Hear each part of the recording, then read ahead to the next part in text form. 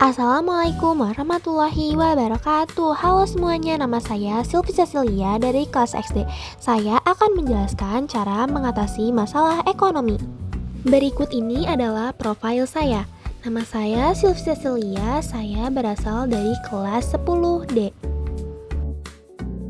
Yang pertama ada menentukan pilihan yang tepat, memanfaatkan biaya peluang, menetapkan skala prioritas, dan mengelola keuangan, menjelaskan cara mengatasi masalah ekonomi mikro, menjelaskan juga cara mengatasi masalah ekonomi makro, dan yang terakhir ada menjelaskan sistem ekonomi sebagai solusi. Pembahasan yang pertama, menentukan pilihan dan manfaat peluang. Menentukan pilihan yang tepat untuk mengatasi kelangkaan, kita harus membuat pilihan yang paling menguntungkan. Memanfaatkan biaya peluang. Biaya peluang adalah nilai-nilai dari segala sesuatu yang dikorbankan untuk mendapatkan sesuatu. Ini menjadi dasar untuk membuat keputusan yang rasional. Dan ada memanfaatkan biaya peluang. Memanfaatkan biaya peluang adalah segala sesuatu yang dikorbankan untuk mendapat sesuatu. Biaya peluang dapat menjadi dasar pilihan. Selanjutnya ada skala prioritas. Skala prioritas kebutuhan yang lebih penting harus didahulukan pemenuhannya daripada kebutuhan yang lainnya. Dan ada juga prioritas pertama, kebutuhan primer dan kebutuhan sekarang. Prioritas kedua, kebutuhan sekunder dan kebutuhan masa depan. Prioritas ketiga adalah kebutuhan tersier. Selanjutnya ada pengelolaan keuangan.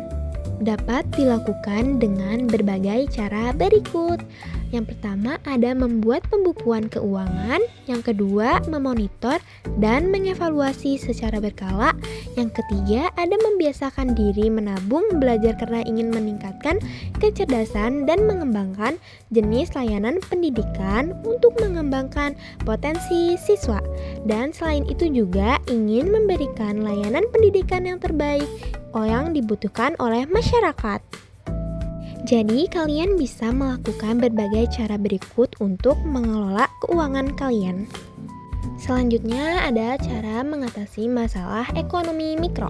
Solusi ekonomi mikro melibatkan berbagai pendekatan untuk mengatasi masalah di tingkat individu, rumah tangga, dan perusahaan.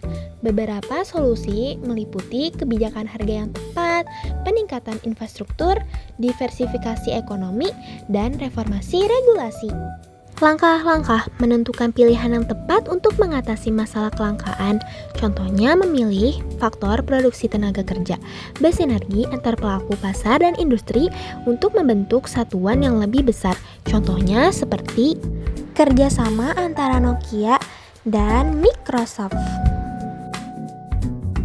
Berikut adalah sistem ekonomi tradisional. Ciri-cirinya adalah teknik produksi turun-temurun dan modalnya sedikit, pertukaran dengan sistem barter, belum mengenal pembagian kerja, masih terikat tradisi, dan tanah sebagai tumpuan kegiatan produksi. Sistem tradisional ini adalah masih yang terikat dengan tradisi-tradisi yang masih sangat melekat dan belum mengikuti perkembangan pada zaman sekarang. Dan ada sistem ekonomi yang pertama, ada sistem ekonomi kedua. Sistem ekonomi komando, peran pemerintah sangat dominan. Ciri-cirinya adalah alat dan sumber daya produksi dikuasai oleh negara. Rakyat tidak bebas dalam memilih pekerjaan. Kebijakan perekonomian diatur oleh pemerintah. Selanjutnya ada sistem ekonomi ketiga, sistem ekonomi pasar, kegiatan ekonomi yang dilakukan oleh pihak swasta. Ciri-cirinya, semua sumber produksi milik masyarakat. Pemerintah tidak campur tangan langsung, masyarakat terbagi menjadi pemberi kerja dan penerima kerja, dan timbul juga adanya persaingan. Setiap kegiatan ekonomi berdasarkan pencarian keuntungan. Kegiatan ekonomi juga selalu mempertimbangkan harga pasar. Dan yang terakhir adalah sistem ekonomi keempat, yaitu sistem ekonomi campuran pemerintah dan swasta saling berinteraksi untuk memecahkan masalah ekonomi. Sekian penjelasan cara mengatasi masalah ekonomi. Saya Sylvie Cecilia dari kelas XD, pamit undur diri. Wassalamualaikum warahmatullahi wabarakatuh.